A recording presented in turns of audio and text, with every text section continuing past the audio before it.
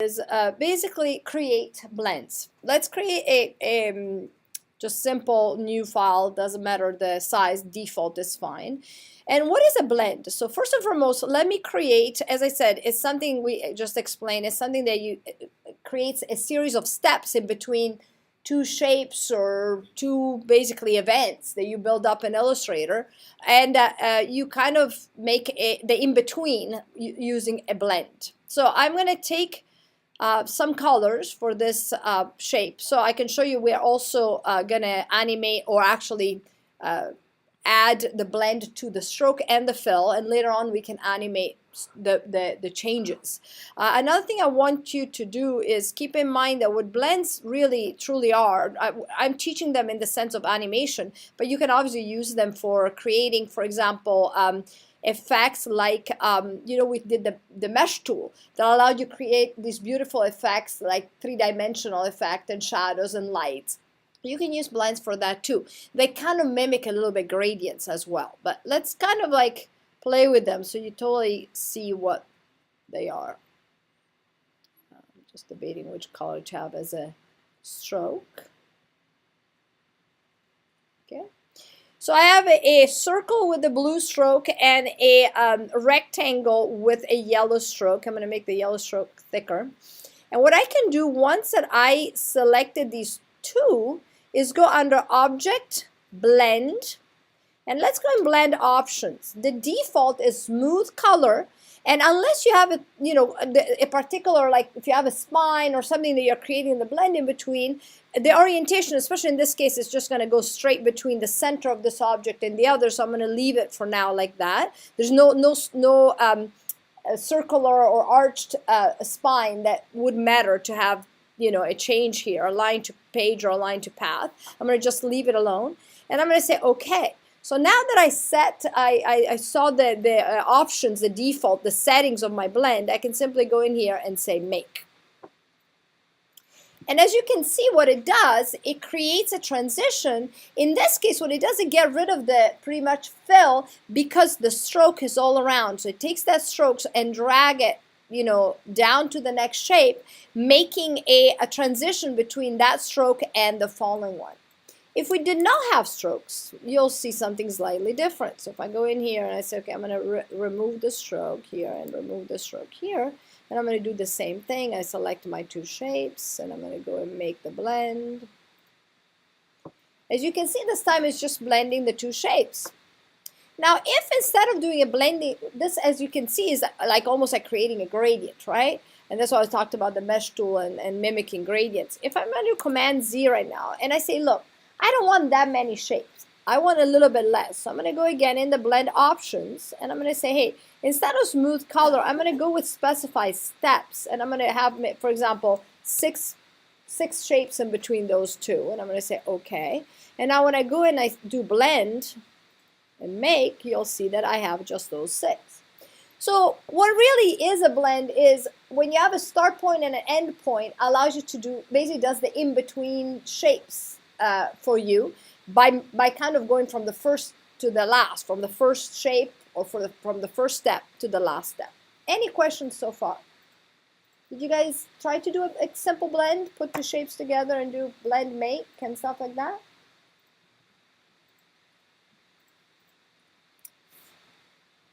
So now I did not show you one thing though. If you wanted to replace the spine, you could go in here and say, okay, I'm going to create actually a curve. And I love, as you know by now, the pen tool, but you can do it with whatever you like. I'm going to create kind of a curved object. I'm going to make sure it has only the stroke, not the fill. And I might go in and edit it a little bit. I actually don't like that it has this bump in here, so I might want to kind of soften it.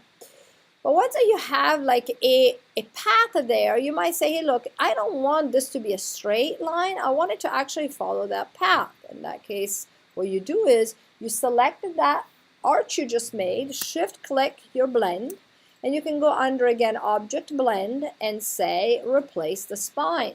And now you see that your objects are following that shape. So it's quite simple. Let's actually try to do a blend for the purpose of animation.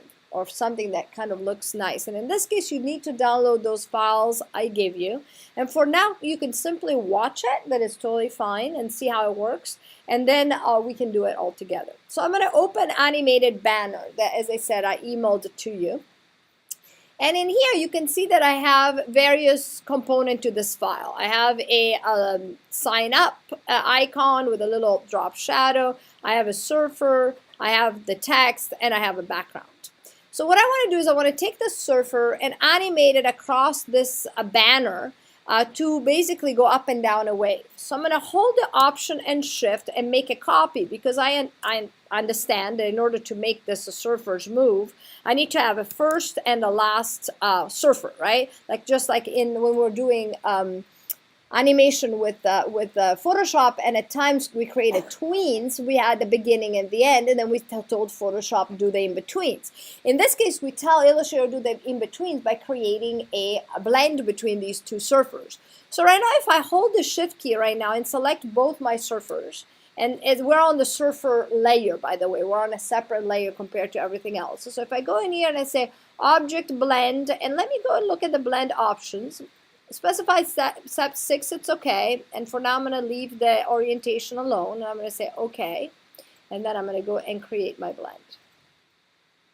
So now I have my 6 surfers in between those. And what I need to do is, obviously, if I want the surfers to be riding a wave, I need to create the wave. So once again, and I'm going to actually do that on a separate layer. I'm going to create a new layer that I could call it spine or wave, whatever you like. But for now, I'm going to leave it alone.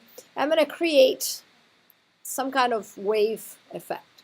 I'm going to go in here. I'm going to hold the Shift key to kind of go very straight and quote. But I'm creating basically a simple curve that mimics the up and down of the waves. Pretty straightforward. Perfect.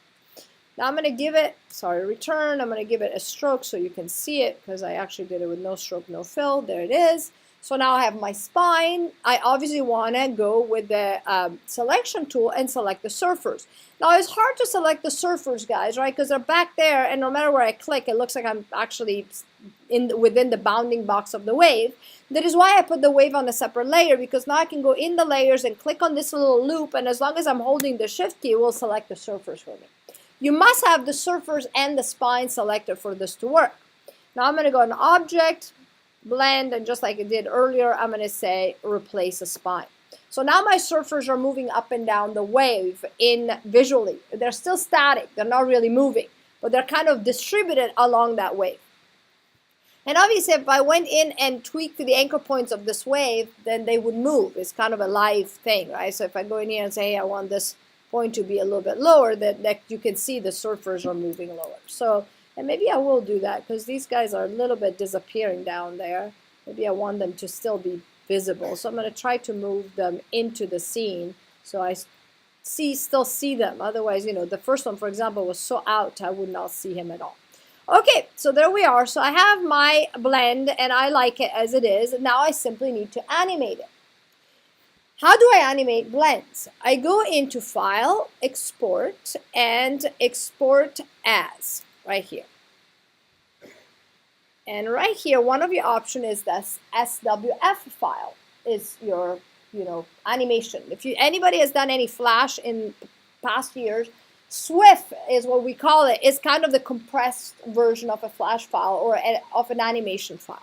So the minute in which you say export, it will give you this interface. And the beginning that you see is actually this basic.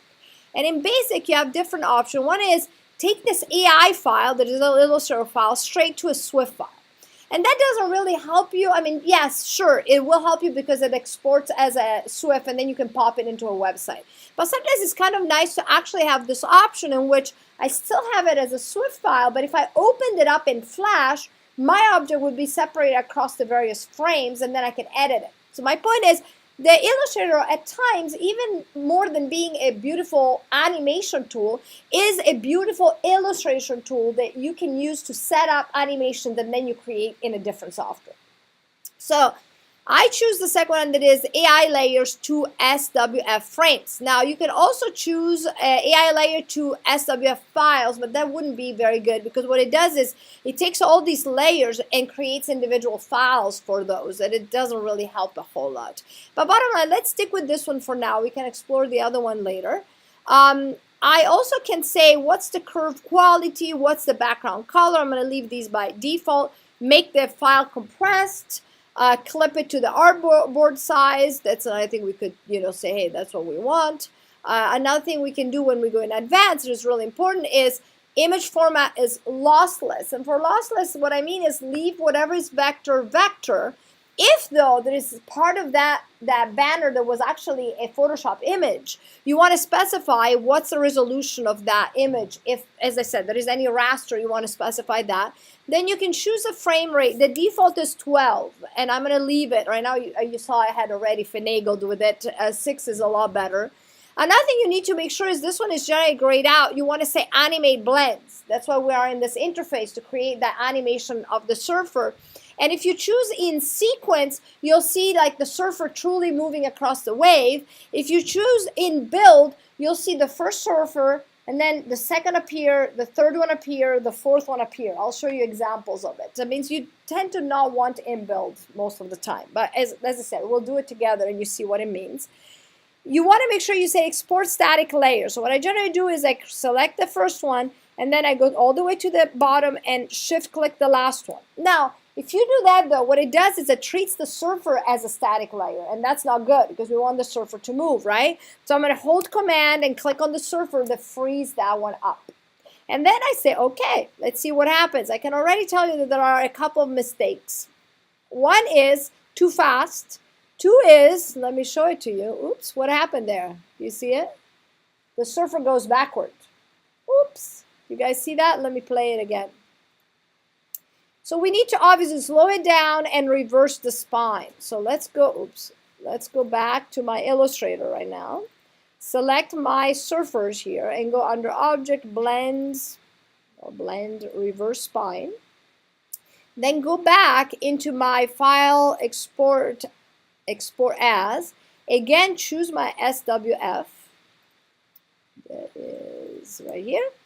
Say Export. We'll say replace it. Sure, fine.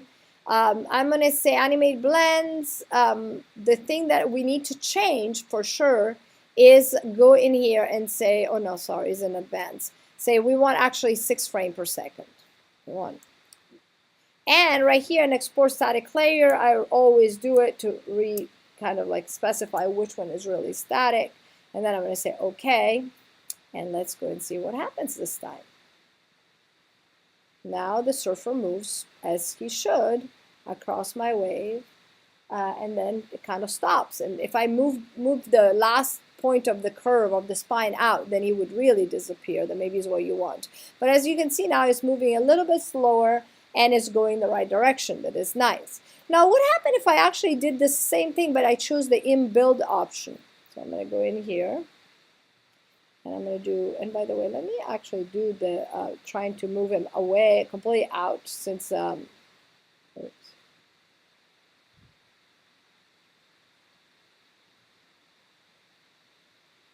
Make this one a little bit more like this. Sorry, I'm kind of fine-tuning my, okay. Oh, actually, I still see him a little bit. I see just the corner. I just want him to be kind of gone once that is done playing. Okay, so what I'm going to do right now is I'm going to do the same thing, and I'm going to say export as, and same thing. I'm going to actually, let me rename it in build so you remember that's what it is. So I'm going to say export, and in here, instead of in sequence, I'm going to choose in build. Again, I'm going to hold all this to say these are the static layers except the surfer, and I'm going to say okay. And then I'm going to go look at the Swift that just got created and see how it goes. So you can see it gets animated, but the surfers stay there. That is kind of like not the most desirable thing. Any questions so far?